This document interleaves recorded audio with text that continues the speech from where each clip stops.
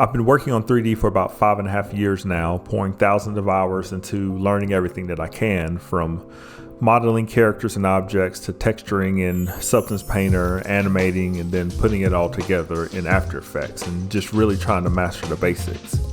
But lately I've hit a point to where I try to push myself further, especially when it comes to style. And once you get comfortable with the fundamentals, it's easy to settle into a routine. And sometimes I'll finish a project and everything will look good and it's done well, the client is happy, and then I'll look at it and be like, dang, I could have probably pushed this a little bit further. And over the last couple months, I've kind of felt that feeling growing stronger in me. So, between getting my work out there and trying to find clients for freelance work, I sometimes find myself rushing on my own personal projects instead of really just taking time to experiment and try new things. So after wrapping up some freelance projects here recently, I wanted to work on a Hey Arnold character. My kids and I have been spending a lot of time going back and watching Hey Arnold, and it's a really cool show from the 90s. For those of you who are unfamiliar, that I grew up watching when I was younger.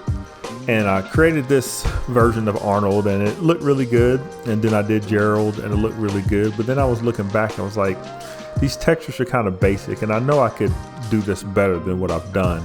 So I've always loved that hand-drawn look of animation, especially like from the 90s, watching MTV and Nickelodeon, Daria and Rocko's Modern Life and all those kind of shows. But I wanted to kind of bring that to the 3D space in my own style with the character model that I did. So the first thing I did was I went back to remodeling some of the aspects of the character just to make sure that the topology was better and deformed better when posing the character. Things that I would want to make sure that I had correct if I was working on this for a client. And then for the textures, I wanted to dive into the hand painting look. I love the new Ninja Turtles movies and Into the Spider-Verse and all those kind of movies and that stylized look. But I wanted to kind of combine things in my own way and do it in my own style while still drawing inspiration from that and tying it back into the 90s. So I watched a few time lapses and tutorials of people doing some hand painting stuff in Substance Painter, and then I jumped into Substance Painter myself and just kind of started experimenting. I have experience with art classes and things back like 20 plus years ago from high school, so I have the basics down, but I'm extremely out of practice and I wanted to kind of get back into more of that organic hand painting look just in general. So what I did was I just started with the basic highlights and shadows and just started building those layers up on top of each other.